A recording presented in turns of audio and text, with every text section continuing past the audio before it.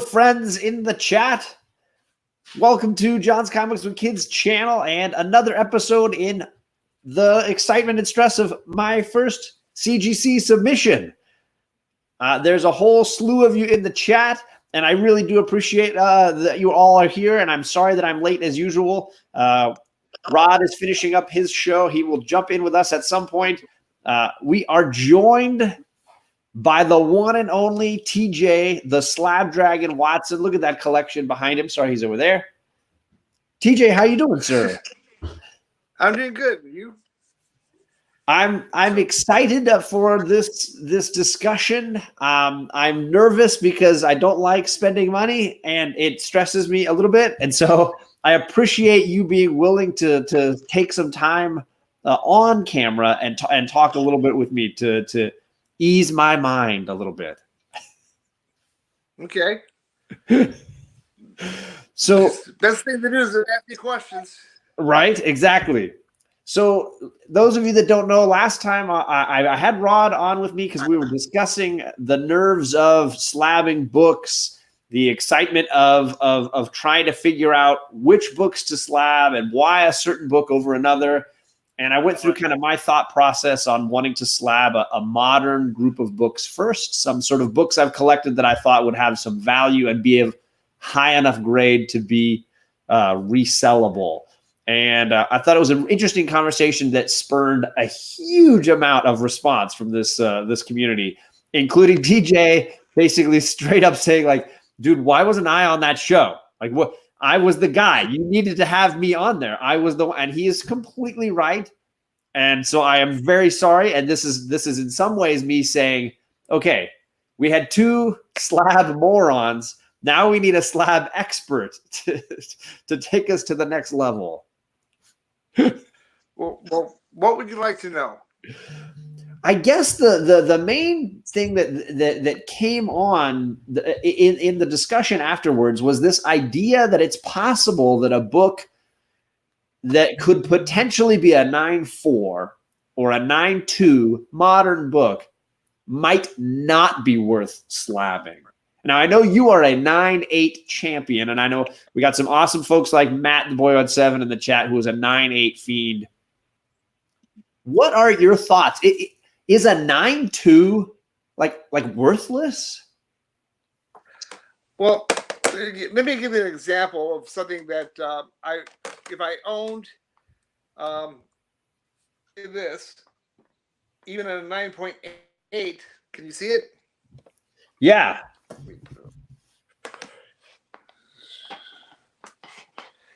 Even at 9.8, I probably would not have sent it in to get graded because I wouldn't want anything less than a 9.8, let alone a 9.4 or 2 on this book. And but fortunately, you can books like this. You can actually go on eBay and actually win it for $20 and free shipping, and it would be cheaper than actually sending it in. Huh. In a 9.8? You're saying you could get it at a 9.8 for $20? Yeah, I won this for $20. Yeah. Wow. I just got in the mail today.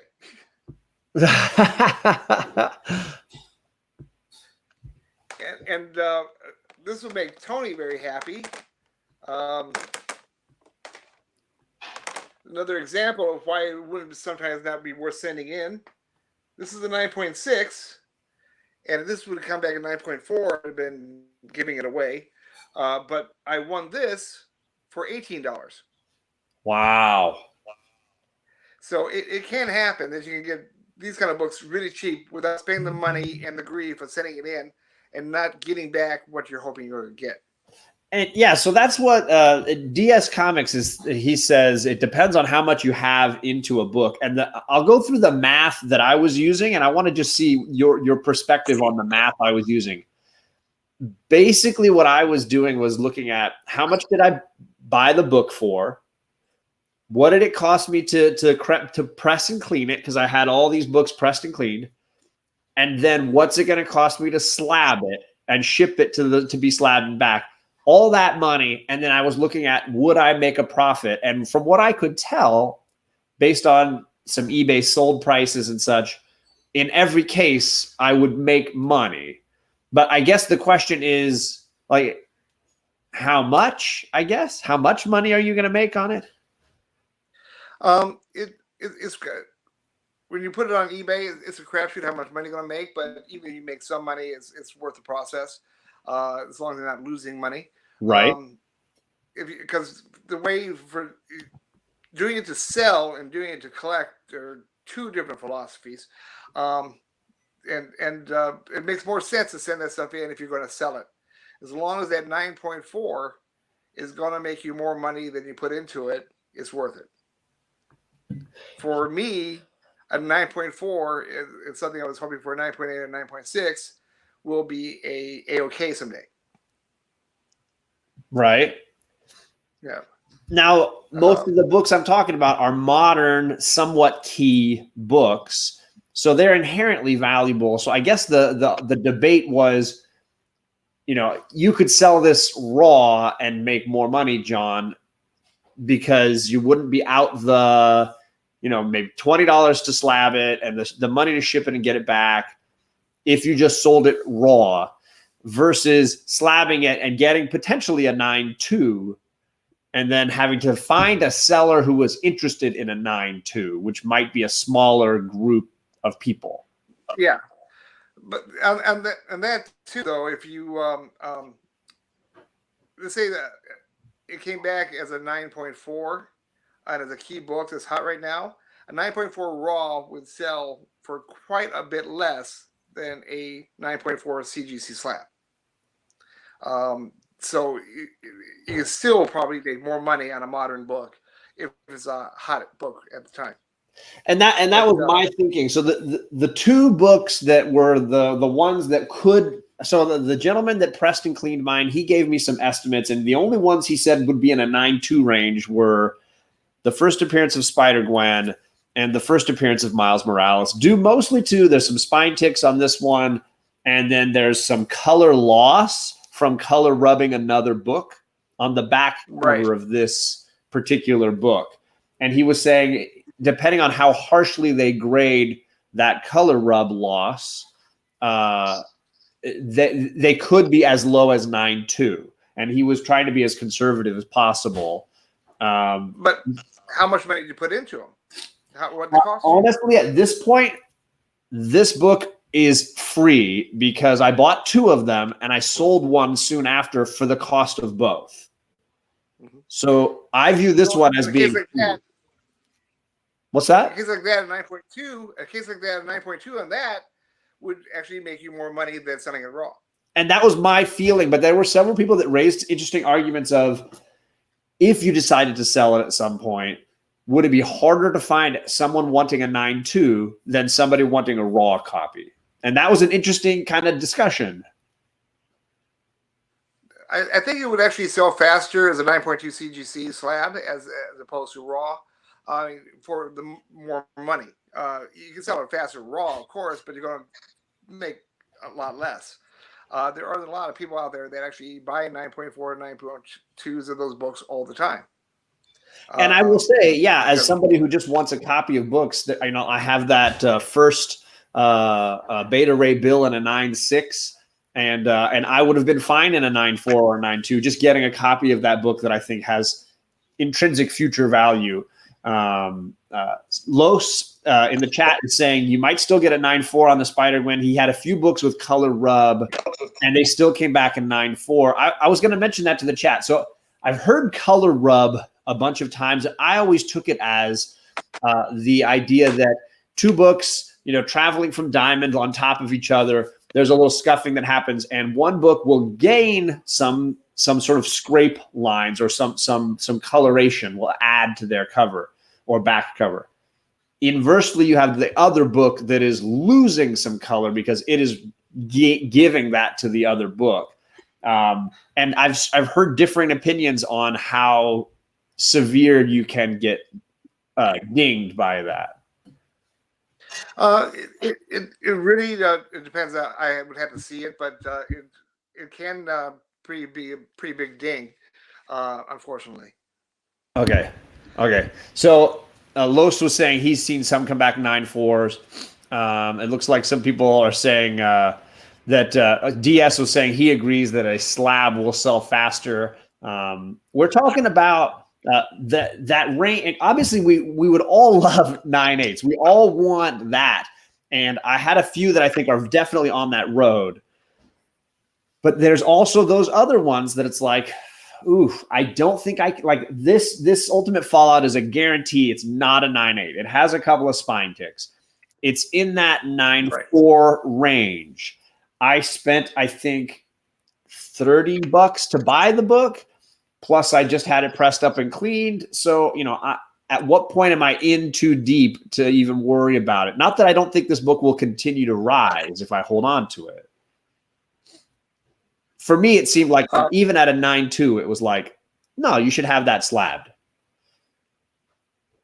No, in 9.2 you should have that slabbed too, but I would hold on to that one and not sell it right away because I think it will gain in value.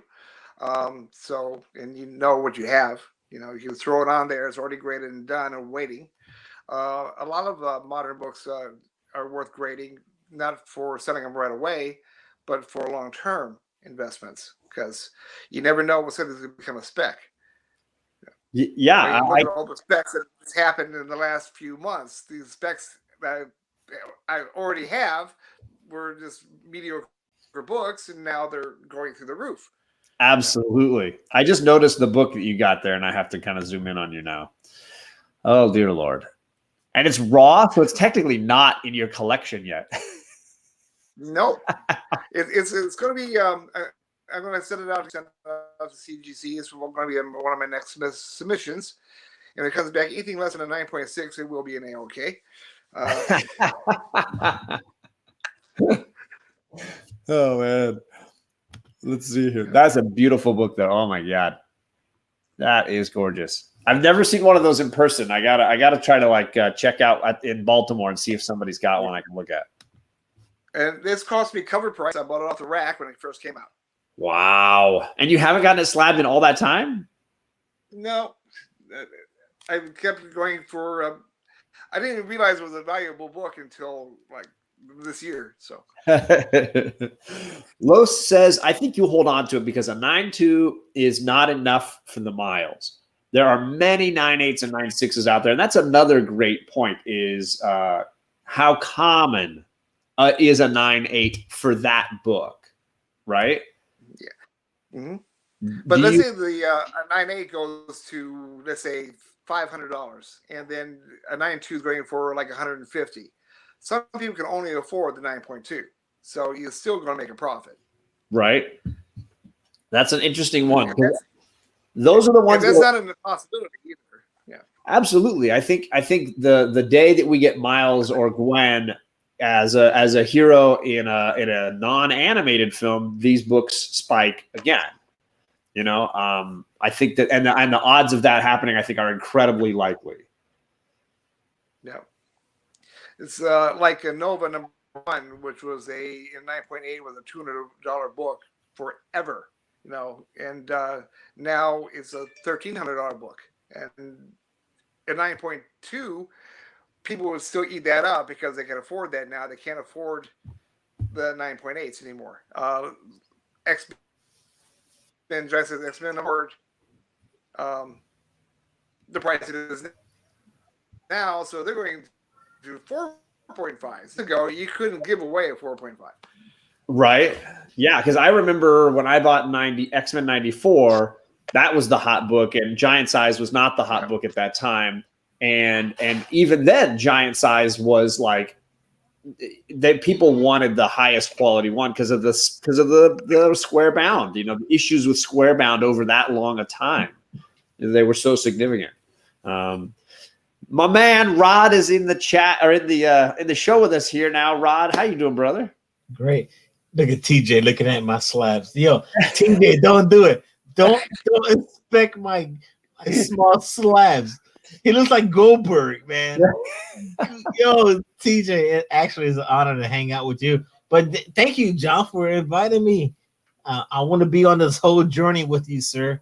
Absolutely, man. Because I think both you and we have questions, and we're trying to figure out the best ways to do this. The conversation tonight, for those that are just joining us, we're really looking at the logic in books that are not 9.8 candidates or are close to 9.8 candidates.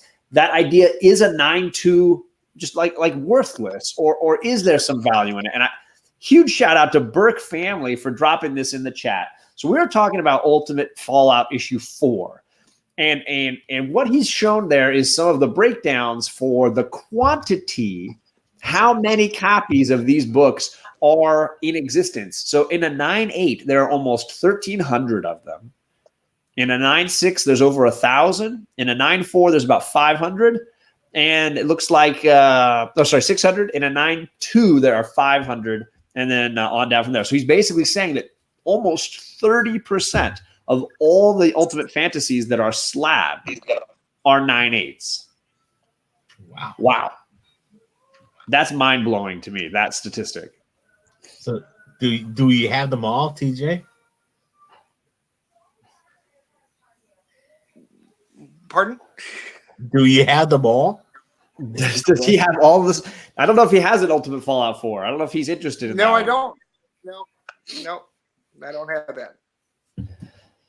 So then the question becomes, if, as a 9.2, is there value in that book? Because I think that does make me question this idea of maybe that's a book that I wait to slab a little while and have some time to think on. Well, what is the? Did you check Go Collect to see what 9.2s actually sell for? I have not. No, I have not. I've just been basing it on like eBay sold prices to kind of get just a general sense. And what does eBay say? eBay was saying a 9.2. Last time I checked, a 9.2 was in the $100 range, I want to say, if I'm remembering right. It's been a little while since I've done. I took some allergy meds earlier tonight, so I don't know where I'm at right now. I want to shout out the chat because I have not said hello to all these awesome people, and there's too many of them to ignore at this point. I said hello to the boy who had 7 earlier because he is a 9.8 guy, and I thought he'd be interested in this conversation. St. Gila is in the chat. He's saying pressing books is going to be the downfall of comic collecting, because he's talking about the idea that there'll be more and more books getting higher grades and more people that don't know how to do it who are messing it up, which I would agree that is a concern. JP says, send that 9.4 to my house, TJ. He'll take it. According to Go Collect, 9.2s are actually on the rise as 9.6s are coming down in price. The last one was sold a couple weeks ago for $100. So okay, it's probably still worth doing. Yeah, I mean, even at that price, and I would hope that it would be a 9.4 or above, but even at a 9.2, I'd be making a profit. So I'm not like profit-wise, I'm not worried about it. Burke family, if you want to hang on to it. Yes, exactly. If you want to hang on to it, I think it's going to go up. Yeah. And that's the other trick, is deciding which one to hold on to and which to sell. I think it would depend on the grade that I got in return, and then make a decision on where that came out. And I think that will be an episode later on once I've done the unveiling. Is okay, now let's mathematically look through these. Is there potential for sale for any of these? Comic Head, thank you for jumping in and saying hello. I want to shout out DS Comics, because I went through, I think I spent like 20 minutes just sending him questions and getting some replies on the next part of this conversation I want to get to in a little bit, which is how to drop off your books, because there's definitely a lot of options, and I knew that he was going to be involved more. And I knew I was thinking about, they have on-site grading, but they also have drop-off. So I was looking at some of those options. So thank you, DS, for all that chit chat. Spidey Fan is in the chat. No one is in the chat. Life with Two YouTubers, Sharon, thank you for coming by. So this is what Segila was saying. Because a mature pressing will be available in homes soon, and also there are people making custom slabs with no grades now. So as a collector, I'd rather have a book that had never been pressed. Ooh, that's a revolutionary idea. Big Will, he says, I go by if it's published after 1990, you want a 9.6 or a 9.8 due to the amount printed And then later you go back is how it depends on how new they are, unless you're buying after it's already spiked. Interesting comment there. I like that. Let's see. Give me a quick second. I want to say, hey, TJ, I'm just happy to hang out with you for the first time ever, man. I've seen stuff. Wow, your stuff is amazing. I'm glad you're here. I'm just like stoked. I actually sent them a DM and I said, yo, we're gonna hang out with John. I'm happy to work with you, and we're doing that. So I'm just actually, it's an honor to hang out with the Slab Dragon.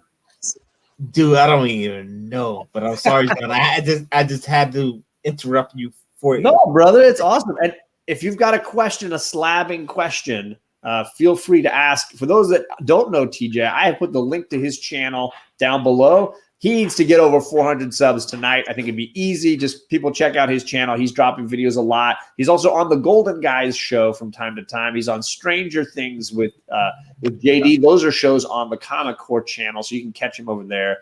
And I put, of course, the link to Rod's channel as well as the link to the first episode that we did in this series. So all that's in the description if you need it. You're not over 400. We'll get you over that. That's got to happen. We could talk about something, man. We'll get you over 1,000. Now, I do want to bring up one thing that you can mix the age of the books and all the tiers except for modern.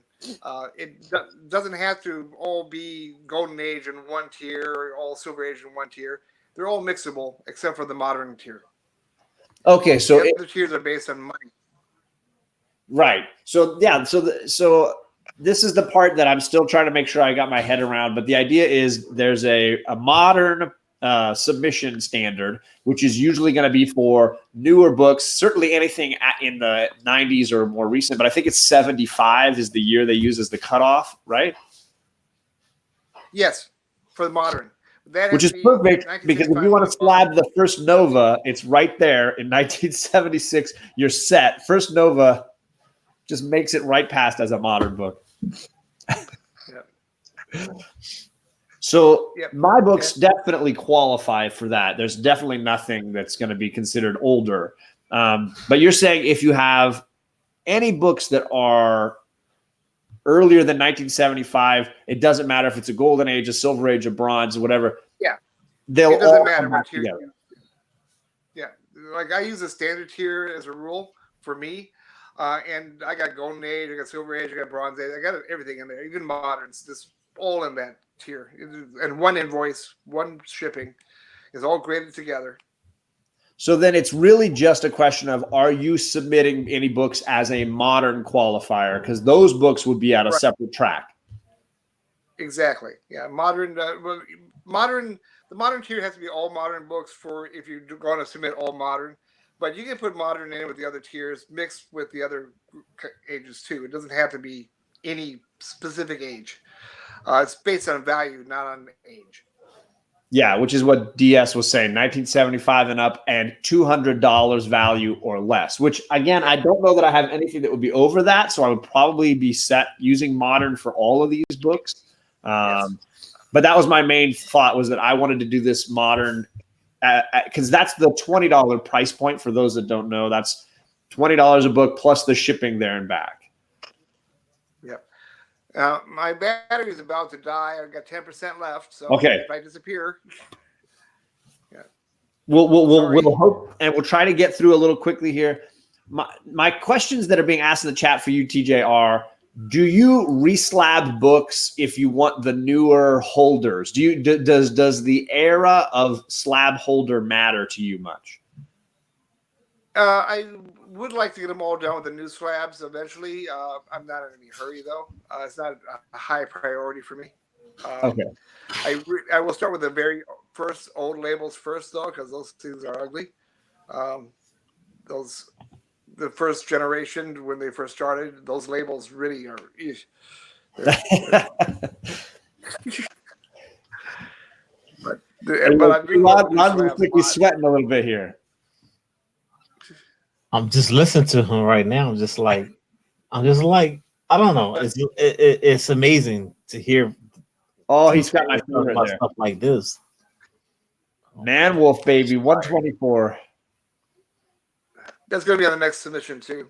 But this is what I picked out for my next submission. It's going to be this, that Supergirl, Oops, sorry. nice Bernie Wrightson House of Mystery, Tales Ooh. to Astonish. Good Lord, man. This guy, man. First appearance of Nomad. Yeah, Nomad. Nice. They're all mixed. They're all ages. And they're all mixed together. And those are going to be some of the ones I'm going to send in next. Wow. Those are gorgeous. That is awesome. That is freaking amazing. And, I double clicked. Sorry. So let's talk about how you can submit. So there's obviously you can ship from anywhere you want. You can ship the books in once you've filled out the forms online. You can hand deliver them if you're lucky enough, like Rod, to be living in Florida and just walk your books right into the place there in Florida. Or you can do some forms of drop off at a convention where CGC is having a booth. Am I right on that, TJ? yes, you can do all those. I find as for me, I would never take the books to a convention and do it. I would just mail them directly to them. You got to take the books, travel with them to the convention. Then they have to travel back to Florida with them. And too many people are handling those books for my comfort. Also, I've always mailed them directly. Always do priority mail. They charge your card when they get it, so you know they got it. Ooh, Big Will says the same thing. Well, yeah. So, okay, because I was really considering like boxing them all up, taking them with me to Baltimore, and just handing them the packing slip in a box and saying, "Here, save myself the whatever it is, 15, So 20 better to mail with them, pretty much. Not in your case, John. Yeah, you can save some of them, but I think there's too many chances of something going wrong when you take it to conventions, even theft. Yeah, I was gonna say this. So there's some people mentioning dropping off a whole bunch of books at the New York Comic Con and making themselves nervous from doing that. So that's interesting. I mean, it usually works out fine. It's just for me, I would know too much anxiety. It's be more stressful doing that than just mailing them in. Yeah, Comic Books NYC said he walked in his 2 Amazing Fantasies and handed them off for reholders at the convention recently. So talk about a big actual handing off of books. Yeah. Yeah. Somebody's asking, what is your subscriber level for CGC? Pardon? Do you you have levels at CGC, right? So what's your where are you in the rankings for CGC? My level, my ranking, I'm at number 79 right now. Wow. Holy cow. Double digits. Holy cow. I dropped a couple. It's been a slow year. You're off your game, right? That's what it is. Yeah. Big Will says he once shipped 35 books to them with insurance, and he slept like a baby. He wasn't worried about it at all. DS says he thinks drop-off is fine if you box them up safely and securely. Hey, TJ, I know this is like the first time I met you, and I sent you the demon, not the demon, but the DM, and I told you I'm happy to hang out with you for, just to hang out. But I just need to know, do you remember the first slab you ever have in your collection? I just need to know. Yeah, it's Avengers Finale #1, Neil Adams cover from 2005. Crazy, man. He's got that memory too. I'm sure it's just like he knows his books. Because I sent Thanatos a AOK on a Green Lantern book, and then I questioned a Slab Dragon that TJ, and I said, do you have the first appearance of it was a Vibe. Yes. And then you were like, no. He just said no right away. Nope. And that was it. The end of the conversation. And that was it. And it was like kept on moving. And I was like a week, like 11:30 at night. I was like hanging out watching TJ. I was like, watch this thing. He's like, nope. And just kept moving forward. And I was like, All right, it was fine. It was a good experience hanging out. But now I'm watching you live right now, so this is dope, man. I really do, man. You're the slab dragon, and yeah, I'm happy. I'm like a kid in the candy store, man. Oh man. Big Will says his first slab was a book called Bomb Queen #1. That sounds like an instant classic. No, I'm a huge Neil Adams fan, so that's why I picked that book for my first slab in the store. And I'd never even seen a slab, didn't know what slab was. I've been out of the game for 20 years, and I got hooked. My second slab was Green Lantern #1, the Alex Ross cover. Wow. Great book. Holy cow. Oh my God. And that's the first time I discovered Alex Ross, too. So, did you get a 9/8 on that first slab? pardon? You said Green Lantern #1? When you sent your first books in to get slabbed, did you get any 9/8s on that first set? Yes, I don't remember what the 9/8 was at the time, but I got a 9 point. Oh, no, I did. I was the Michael Turner Super variant that was only $4.99 made. It came back at 9.8. Dang! Wow! And then I got a 9.6 Spawn Black and White #1. I got a 9.2 X-Men 102, I believe. Ooh, good book.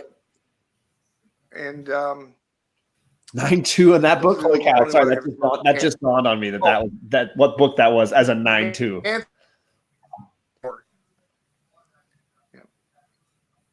Sorry, I missed that last one. Yeah, so for my first submission, like I know that I've got some books that I think could be 9.8 candidates, but I also know that there's some in that 9.4, 9.6 range that I'm not so sure about. So it's an interesting kind of like dilemma. Here's the other thing that several people mentioned: don't spend all of the renew coupon that you get on your first submission. What are your thoughts on that? So like if you sign up for an account, you spend $150 if you go to that tier, which is the one I'm looking at, then they give you that $150 as a sort of coupon for first few orders for that year. Do you think you should spend that all in one lot, or should you break it up over several?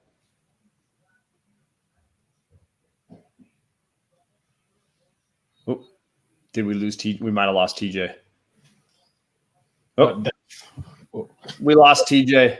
Yeah, it's all right. He'll come back on.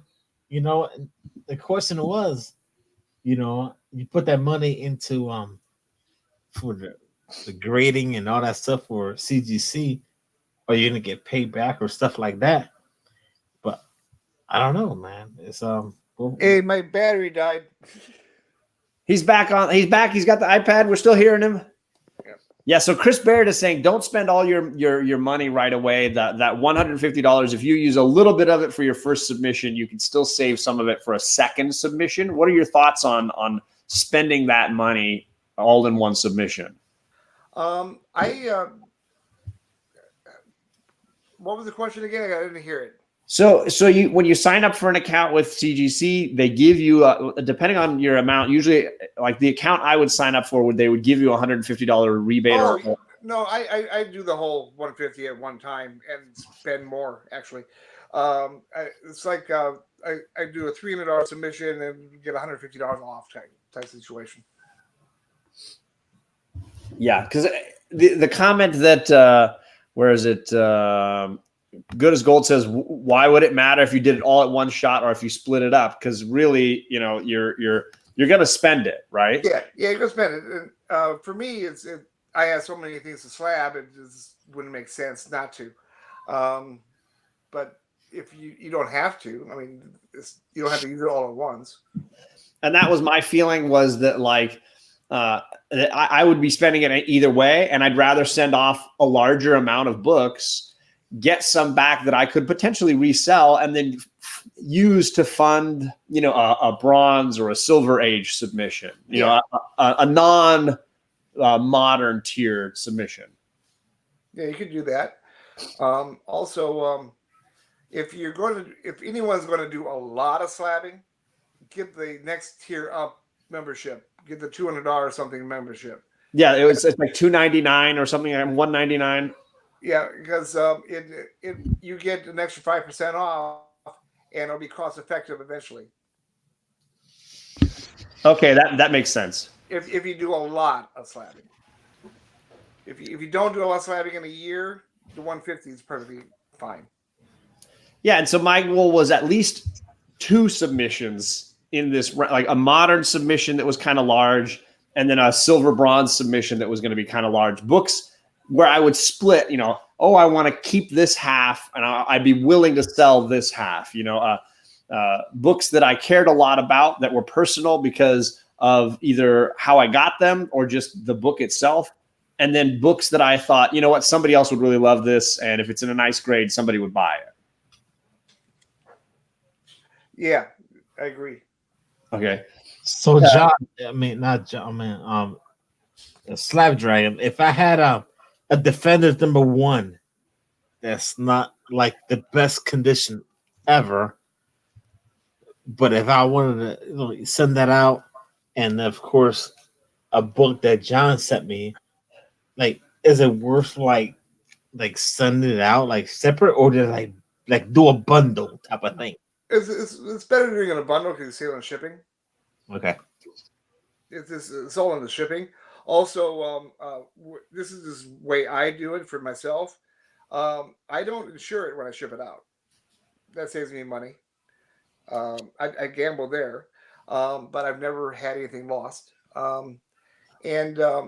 When I put down the values of the books for how CGC is going to value the insurance they put on to ship it back, I put the value of what I paid for it on there, not what it's worth. Does that make what sense? You paid for? Gotcha. Yeah. That way the insurance will be a little lower.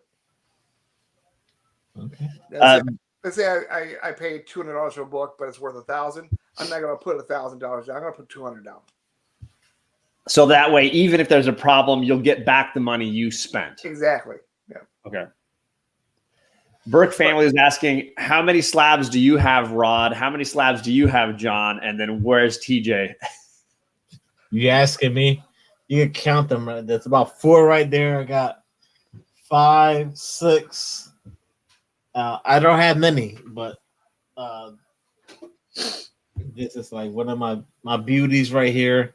But it's not about like, if I wanted to slab something, that's why I'm happy to hang out with TJ, because I just wanted this, just hang out with him, because there's books that I want to get slabbed, like this Defenders #1, and then I got this New Mutants 98. Yeah.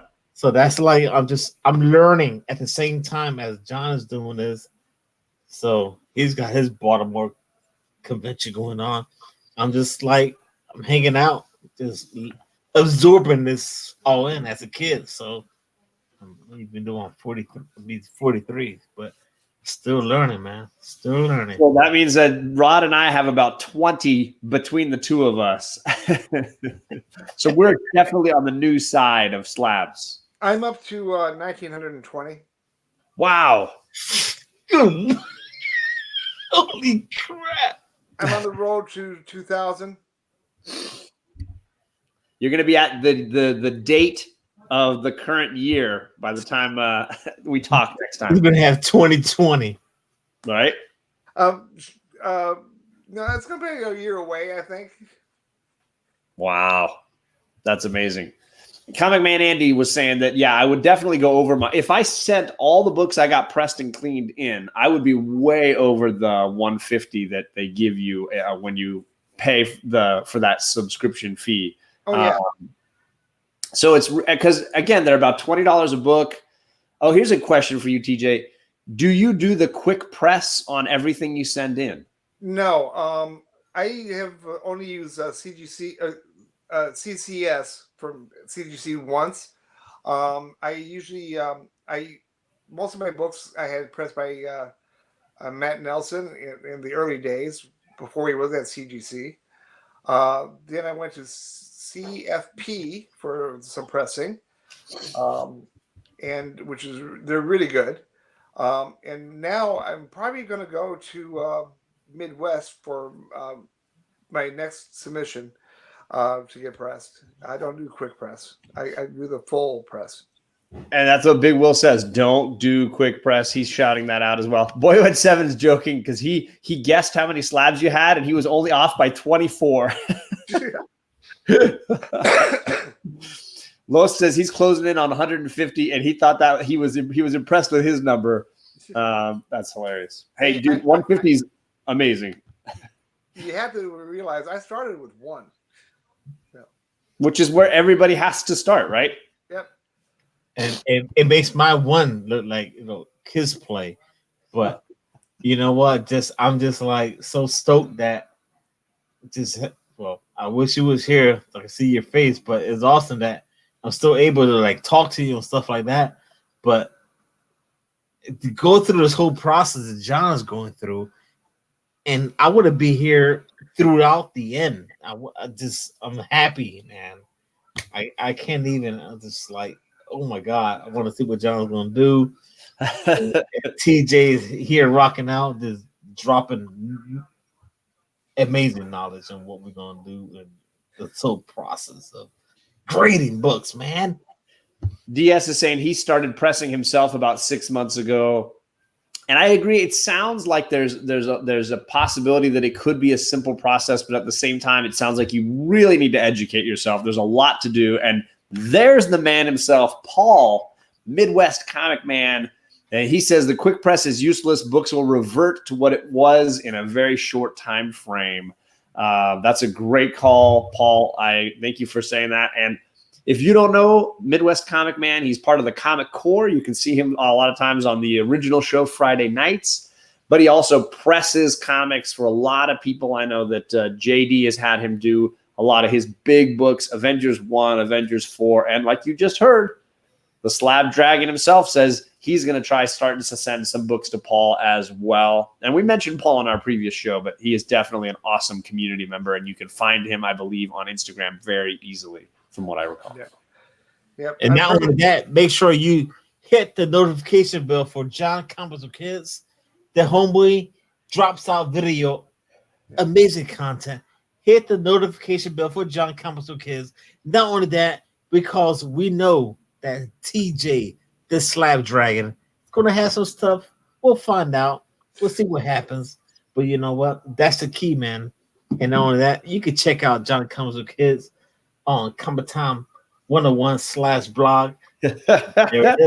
Rod representing. Sorry, TJ, you were going to say something. I was going to say that there's 3 pressers that I've heard really good things about. Midwest was one of them, and Captain Mike is another that just put out a book on how to press. Yeah, and Josh Avery, I hear really good things about. All right, he's the only one I haven't heard of, so I'm glad at least I know 2 of your 3. Yeah. The other one I heard a lot from Thanatos. He's mentioned Mike. Is it you said? Yeah, Captain Mike. Captain Mike. Captain with a K. And he's on Facebook, right? He's on Facebook, and he also has a YouTube channel where you can watch him press. He shows you how to do it, walks you through it. The man is an artist when it comes to pressing. But that's awesome. Yeah, because again, I see a lot of people that are trying to do it. I don't think it's as simple as everybody makes it seem. It's not. And CGC is I have people I know there that have complained that there are so many bad pressers ruining books that it's not funny. Wow. It's an epidemic. Yeah. Los says look up Captain Mike, and he mentioned him there in the chat, so that's definitely worth checking out as well. Yeah, he's I think he's had some back problems, so I don't think he's taking submissions right now. It seems like people that press books are in poor health, including Midwest. I hope you're feeling better, Midwest. Paul. Yeah, Paul, definitely hope you feel better, sir. Yeah. That's really what I wanted to talk about this time. I want to do another video at some point talking about price options for submissions, because I know we talked about books that are $200 value or less, being eligible for that modern if they're within a certain time frame. And we didn't have time to get into the money too much. I want to make sure we're off before Comic Core gets on, because I know the Golden guys are on tonight. Rod, did you have any questions before we leave? Any questions about your books? Any questions about pressing, cleaning, or slabbing? It's kind of hard, because it's like I'm just scared of mailing out stuff. But I don't know. I look at my books here, it's raw and stuff like that. I don't know. I get so nervous, man. I get so nervous. But I look at his stuff, and I'm just like, you know what? We could leave this for a different day. And once I get more comfortable with working with TJ, and then I'm like, all right, TJ. You know what? We could talk about more books and slabbing and stuff like that. But you know what? I'm just happy to hang out with him for the first time ever, man. Oh, well, thank you so much. You're gonna make me cry if you keep that up. Don't cry, man. You figure this out. How can we do this? Yeah, he's holding up that New Mutants 98, looking to slab that bad boy. Let's see. So a lot of people talking about thanking Paul, Midwest Comic Man. Glad that he's feeling well today. So let's just end this up tonight. I thought the Golden guys were on. Maybe I'm wrong. Maybe they're off tonight. Obviously, with the convention of Baltimore a little more than a week away, I know there's a lot of things going on. It came up that they were going to be on in 30 minutes. So okay, good. A while ago. So I think they are on tonight. Okay, good. So thanks everybody for coming. Rod, he had a show on earlier today, the Buyer Pass show. You know Rod, he's got shows dropping all the time. TJ, if you haven't seen his channel, it's linked down below. But of course, you can catch him on the Golden Guys from time to time, on Stranger Things from time to time, and then on his own channel as well. Thank you guys for coming. Thanks everybody for hanging out. Rod, do you have any last words you want to say? All I gotta say is, yo, man, thank you for hanging out on John's channel, and TJ, yo, honor, man. It's an honor to hang out with TJ and John, as always, man. That's all I gotta say. My name speaks for itself. That's all I gotta say. And then TJ, anything you got coming up that you want us to mention? Not until I get this iPad thing figured out. Always some technical issue with these streaming services. It's not on you, brother. Not at all.